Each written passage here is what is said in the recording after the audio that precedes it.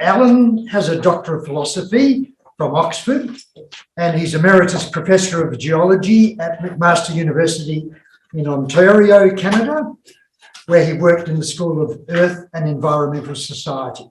His topic is Recovering Genesis 1 from Societal Misunderstanding. Sounds really great. We'll hand over to you, Alan. Thank you. Okay, thank you very much. So yes, thank you for giving me the opportunity to speak to you from Canada.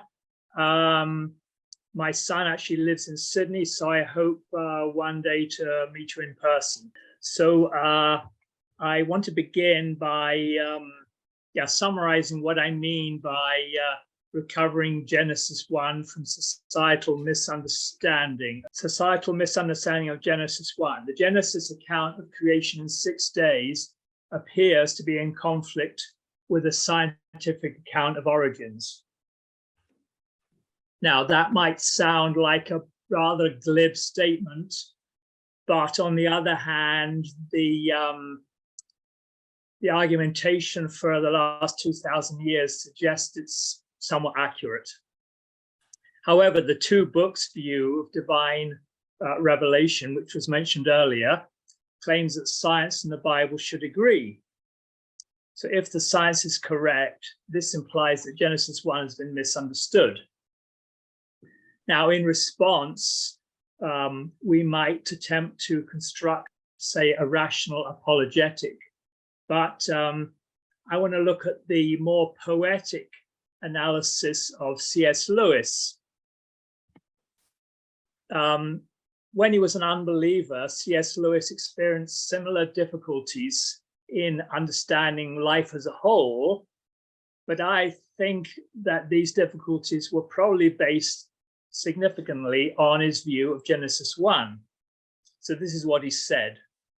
The two hemispheres of my mind were in sharpest contrast.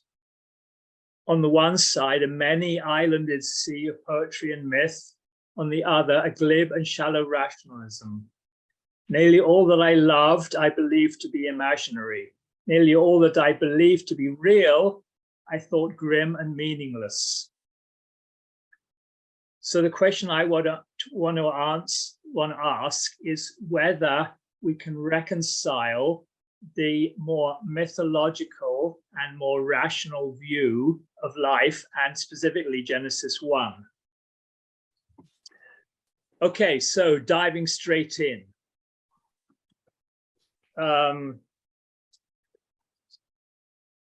Supposing the Earth really was created in 6 days, then how would we know that, since man was not created until the 6th day?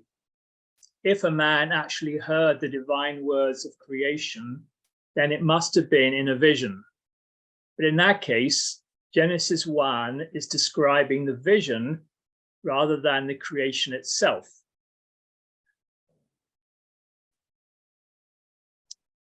Okay, so that argumentation might, take a moment to think through.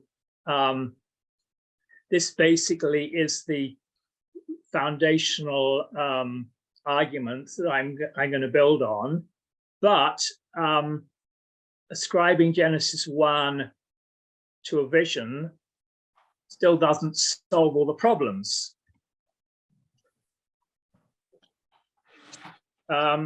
If Genesis 1 was revealed as a vision, why does it contradict science? Well, John Walton's cosmic temple model argues that Genesis 1 doesn't describe the physical construction of the world at all. Instead, Genesis 1 describes the inauguration of the cosmos as a temple in which God dwells. And it explains the days of creation as part of a week-long temple ritual. So this ability of the cosmic temple model to explain the 6+1 days of creation is one of its most important contributions to the debate. But there are still many questions it leaves unanswered. For example, what was the inspiration for the cosmic temple? the cosmic temple is a metaphor that must have been inspired by a human temple. Walton suggests that the inauguration of the cosmic temple may have been reenacted yearly, but when and where did this reenactment occur? For example, Walton mentions that there was some form of 7-day inauguration of the Temple of Solomon, but that was the Temple of Solomon was very late. So on the other hand, could Genesis 1 have been revealed and reenacted in a pre-Israelite temple? Pre-Israelite. Now, the fourth commandment, which of course was given at Sinai, cites Genesis 1 as the model for the Sabbath. So that implies that Genesis 1 precedes Sinai. Also, Genesis 1 begins with a world of chaotic water, which doesn't seem to agree with the dry, it doesn't seem to be a good situation for the dry Sinai desert.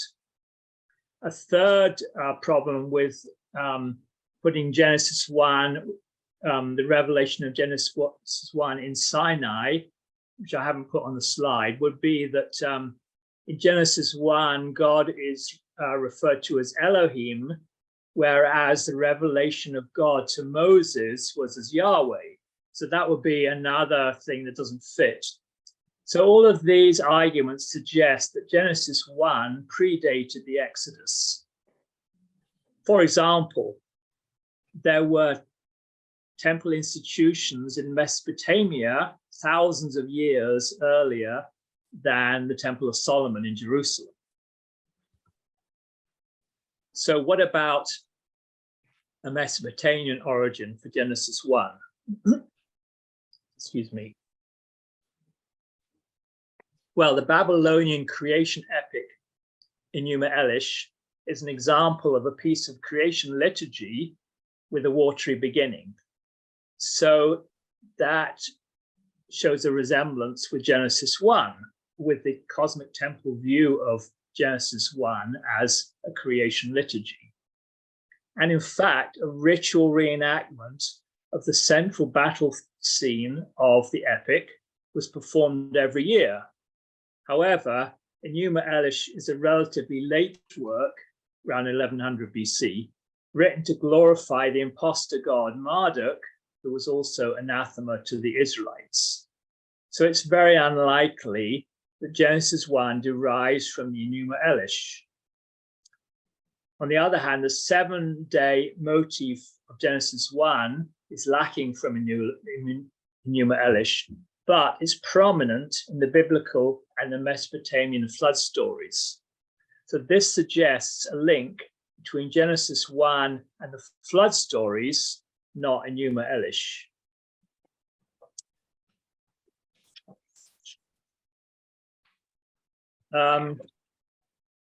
Excuse me. So another link between Genesis 1 and flood is the view of the flood as uncreation. For thousands of years, scholars have seen Noah's flood as a kind of uncreation that returned the earth to its primordial watery state at the beginning of creation. And then after the flood, the earth had to be recreated. When the flood waters retreated, the earth was recreated in a way that repeated the original creation. This idea is seen in the Genesis sections of the Dead Sea Scrolls, and more recently, several authors have noted specific parallels between creation in Genesis 1 and recreation after the flood. So quoting here from Kenneth Matthews, the flood story follows 7 phases of renewing creation modeled on Genesis 1. So I'm going to go through these 7 stages. And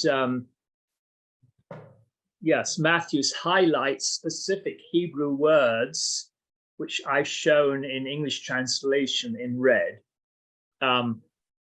specific parallel words between the creation, between Genesis 1 and the flood story. So firstly, pre-creation or day one. So just as God's wind moved over the waters of the deep, Genesis 1:2, so God sends a wind over the flood waters to renew the earth, Genesis 8:1. Day two, just as God initially divided the waters to create, what have I got there? Sorry, the sky in Genesis 1:8, God restrains the flood waters, closing the apertures of the sky, Genesis 8:2.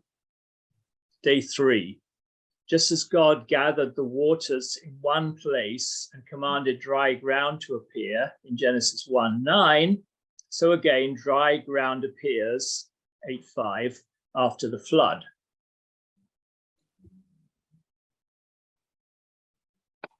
Day four, just as the sun and moon were placed in the heavens to mark seasons, days, and years, they reappear after the flood to mark days, months, and years. Day five, just as birds were created to fly above the earth, so the raven is released to fly back and forth above the earth. Day six, just as living creatures and cattle were created, so the living creatures and cattle are called out from the ark after the flood. And finally, just as man, Adam, was first made in the image of God, so Noah is reinstated in the image of God. And on day seven, just as God rested on the seventh day, so he smells the restful aroma of Noah's sacrifice after the flood.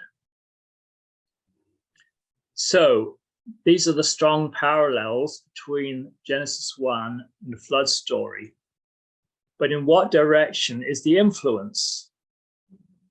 Why do we assume that the creation story influenced the flood story rather than vice versa? For example, the retreat of the flood must begin in a world of chaotic water. But creation doesn't need to begin with a world consisting only of water. For example, Genesis 2, second creation story, starts with dry desert. Similarly, the end of the flood must begin with a cessation of constant rain, but creation on day two doesn't need to involve the separation of the waters above the sky from the waters below the sky.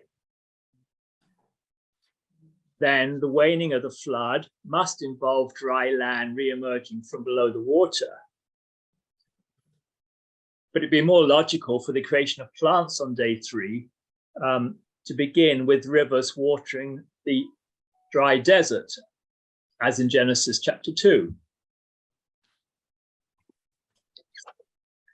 Well, another strong support for seeing that the flood story influenced Genesis 1 is the concept of order out of chaos. So I want to go through and examine the first 3 days to see how they describe order coming out of chaos. Now, the idea of order emerging from chaos applies to the separation of light and from darkness on day one. So the Hebrew word used for darkness in Genesis 1:2 can mean night, but this Hebrew word also can mean a kind of indeterminate state of darkness. So, for example, there are 6 Old Testament usages which refer to darkness caused by extremely dark clouds during the daytime, including heavy rain clouds or the cloud that covered Mount Sinai.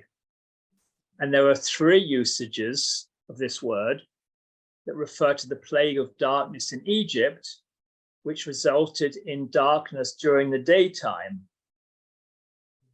So An indeterminate state of darkness would have been experienced during the intense storm of the flood, and this indeterminate, chaotic state of darkness could have inspired the picture of chaos in Genesis 1:2.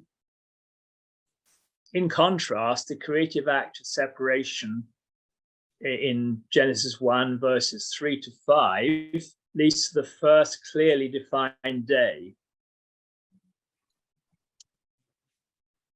Similar principles apply to the act of separation on day 2 of creation between the waters above and below the sky. Prior to this separation, the space between the heavenly and earthly waters was full of water.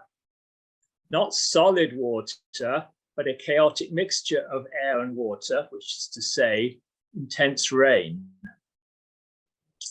And then on the third act of separation, involves God hemming in the chaotic waters below the sky. The brown color of flood waters show that they represent a chaotic mixture of water and earth. When God separates them, we obtain dry land on one hand and the sea on the other.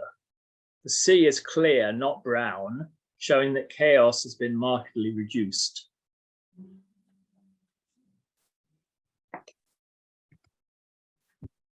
Okay, so this is basically my first conclusion statement. So what I suggest is that God used Noah's flood as the basis for a series of visions revealing the story of creation. Spiritual intensification is achieved by using the overwhelming feeling of the flood as inspiration for the creation story. As an analogy, consider the process of intensification that occurs when a natural scene is captured by an impressionist painter. For example, the Canadian Group of 7 painter Lauren Harris intensified the spiritual qualities of the northern landscape using this technique. And the picture on the right is a very famous painting by Lauren Harris, in which he essentially exaggerates the mountain to enhance its spiritual qualities. For my second conclusion statement is that Genesis 1, as a vision of creation inspired by the flood, is what we can call a true myth. Now, to explain what this means, I return to C.S. Lewis, who basically, when he became a believer, reconciled his earlier his earlier tension between the mythological and the rational view of life by formulating the doctrine of true myth, along with Tolkien, of course. And C.S. Lewis says, in the enjoyment of a great myth, we come nearest to experiencing as a concrete what can otherwise be understood only as an abstraction. What flows into you from the myth is not truth, but reality. Truth is always about something, but reality is that about which truth is. This takes a while to think through. Myth is the mountain whence all the different streams arise, which become truths down here in the valley. So in other words, what I'm arguing is that in Genesis 1, seen as a vision of creation inspired by the flood, then we experience a reality which reveals the truth of creation. So thanks for listening, and I'd be happy to try and answer your questions. Many thanks indeed, Alan. So the first question is from Bronwyn, who says, Alan, are there many others who agree with your connection of Genesis 1 and the flood? Thank you. Well, as I hope I've argued, there are many others that agree that there's a strong parallel between Genesis 1 and flood. And there are many, I think, who have argued that the flood story was a recapitulation of Genesis 1.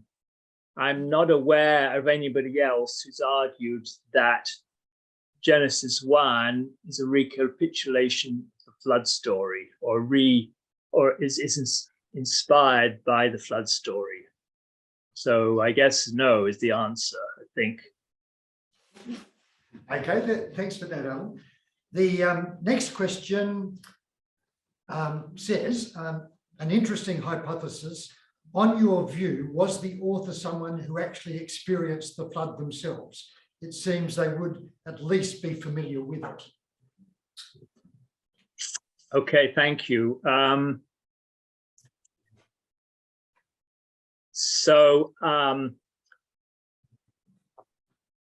That this requires a little bit of further development of possibilities. Okay, so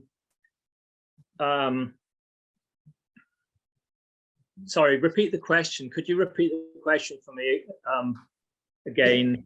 It's an interesting hypothesis. In your view, was the author someone who actually experienced the flood themselves? Right. Then they say it seems they would have at least been familiar with the flood. Right. So so the first thing is, of course, we would have to sort of explore what the meaning of the word author is. I believe that the flood was a real event about which an account was passed down orally in Mesopotamian culture, which was founded, in my opinion, by Noah and his descendants. And of course, we know the flood story is prominent in Mesopotamian culture. So, I mean, I believe the flood story was very well known, in Mesopotamian culture, and therefore, and of course, you have to remember no TV and no social media. So, I mean, the number of stories they had at this type were very few, and therefore they were very central to their civilization. You know, it's not like now when everyone's competing for attention. So, yeah, the flood story was a foundational story of Sumerian civilization and would have been known to everybody. So I believe that Genesis 1 was a divine revelation. I should actually have said a series of revelations, because I think it's most likely it was a series of revelations given over a period of a week, like in other words, one a day. And very likely it was given by God at the inauguration of a temple. So I could speculate, for example, where the conditions, for example, there was a temple at the Sumerian city of Nippur devoted to Enlil, the Sumerian god, which means Lord Breath or something like that. And you could see that this manifestation of God, if I can call it that, the breath has a strong connection with the wind of God in the flood story and the creation story. So it would have been very appropriate if the story of creation inspired by the flood had been revealed in a Mesopotamian temple environment at Nippur. Of course, this can't be proven, but I think it's a rational possibility. Thank you, Alan. Ian asks, is it possible to summarize in one sentence for someone in a pew what your hypothesis is? Okay.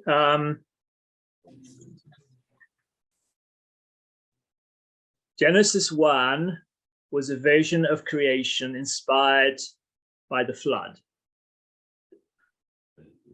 A series of visions of creation inspired by the flood will be more accurate. That's one sentence.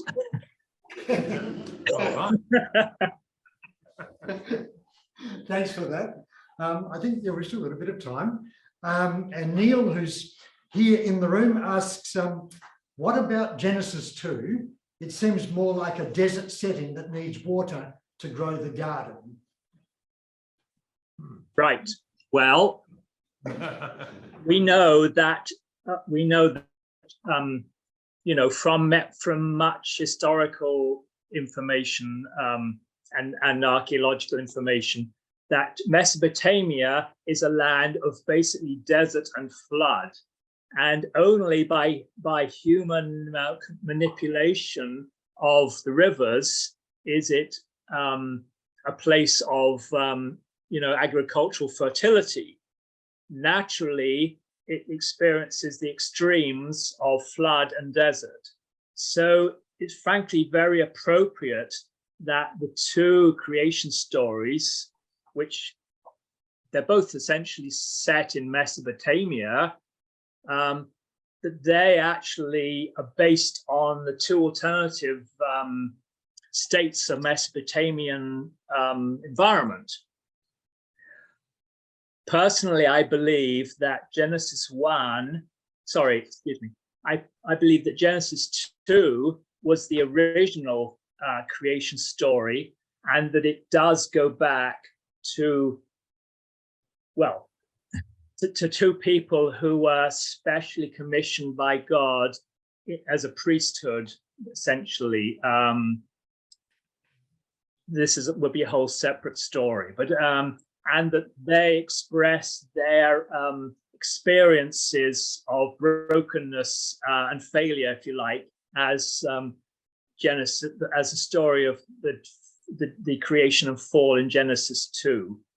And that this story was passed down through Noah, and that the Genesis 1 story, I should say, the Genesis 2 story is very much a kind of an oral, ideological story that is describing what you might call personal experience, whereas Genesis 1 is a much more formal priestly story that would fit for a series of visions given in the environment of a temple institution. So that's how I would see the relationship. And I believe those two stories were passed down through Mesopotamian civilization and then passed on perhaps to different tribes of Israel. And that's how they were maintained as two separate creation stories. Thanks, Alan. And I think the next question, in a sense, follows on from that. So to answer the problem of the seeming discrepancies between the two books, you are suggesting that Genesis 1 is written more as a myth than as a science book. Is that correct? Well, I'm appropriating C.S. Lewis's term of a true myth or a great myth, which, yes. So what I'm saying is the statements of Genesis 1 don't describe the actual creation.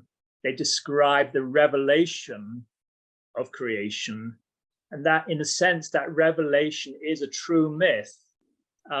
It has historical grounding, firstly, because it's a revelation in a historical context, although we don't actually know that context. And it's also, secondly, it has historical grounding because it's based on a historical experience of the flood. So it does have, so I do believe it embodies Lewis's concept of the true myth, of course, the true myth of the incarnation is grounded in historical reality. So I believe the historical reality is very important, but it's the historical reality of the revelation of 7 days, not the historical reality of the actual construction of the cosmos itself. Thanks, Alan. We've actually still got a couple of minutes, so just a very quick answer to this one. This theory would seem to be incompatible with the documentary hypothesis in terms of multiple authors over time. Is that correct? No, okay, so the documentary, very quickly, the documentary hypothesis shouldn't be combined with the development hypothesis. The development hypothesis of Wellhausen basically says the whole of Genesis is a fiction. But the documentary hypothesis, in its limited, strictly limited sense, just claims that Genesis and the rest of the Pentateuch come from separate source documents. The Gospels even come from distinct sources. So, it's not a completely alien concept. As I sort of suggested earlier, I personally believe that Mesopotamian stories were passed through, well, let's say Abraham, into the Israelite culture, let's say, and that they were passed down through different tribes. And I would suggest perhaps that the priestly source was written down, whereas the Yahweh source was oral, and that maybe that's how these two sources could exist in parallel. And maybe they were perpetuated hundreds of years in different tribes before they were merged together during the monarchy and then during the Babylonian exile, but that's a very big story. Thanks so much, Alan. And also, I imagine you've stayed up very late in the night in Ontario, so we appreciate that. And also, you've done a huge amount of research, so we've really appreciated your time with us. Thank you. Well, thanks so much for listening. Thank you. I hope to see you in personally in the future.